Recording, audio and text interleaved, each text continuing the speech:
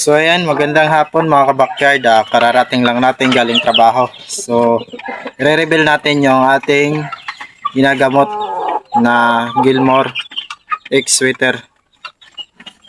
So mga ka-backyard, yung alaga natin na ginagamot na ginagamit natin sa kanya is yung organic na para sa halak at saka sipon. So ito yung ating ginagamot na Gilmore X Sweater. Tingnan nyo mga ka-backyard, okay na siya, normal na yan. So sasabihin ko sa inyo mga ka-backyard kung anong ginagamit natin sa ating alaga na paggagamot sa halak at saka may sipon, yung pamamaga. So yung ginagamit lang natin, simple lang mga ka-backyard, yung ginagamit natin sa bahay, pwede rin palang gamitin natin sa ating mga alaga mga ka-backyard. Base lang naman yon sa aking experience na ginagawa mga ka-backyard. Hindi ko naman sinasabi na lahat ng sinasabi ko ay totoo. Pwede rin nyo naman gawin para malaman nyo kung totoo nga ba yung sinasabi ko, yung pinapainom ko sa ating mga alaga mga ka-backyard. Yun lang naman ay base sa aking karanasan dito sa aking backyard. So yung ginagamit natin sa pagpapainom sa kanya mga ka-backyard is yung luya at saka yung kalamansi mga ka-backyard. Yun lang yung simple natin ginagamit sa ating alaga sa mga may halak at saka sipon mga ka-backyard. Nakamura na tayo, nakatipid pa, at saka ang pinaka-importante, walang side effects sa ating alaga mga ka-backyard.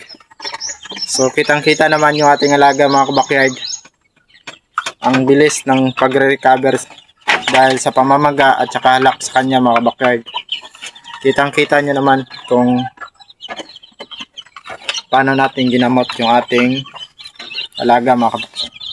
So yung ginagawa lang natin mga ka-backyard sa pagpapainom sa kanya is umaga at saka gabi bago matulog mga ka-backyard.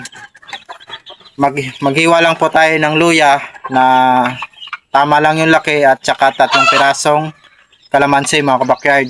Dudurogin natin yung luya at saka doon natin pipigain yung ating kalamansi. Hahaluin natin yon hanggang maghalo yung katas ng luya at saka yung kalamansi mga ka-backyard.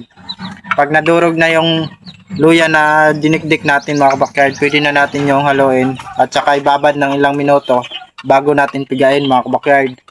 So yung katas na piniga natin mga ka-backyard, doon natin ipapainom yung ating mga kinatas. At saka kung para madali mainom ng ating mga alaga mga ka-backyard, yung ginagawa ko, ginagamitan ko sila ng syringe para mabilis mainom nila, para walang sayang yung ipapainom natin na gamot sa kanya mga ka-backyard.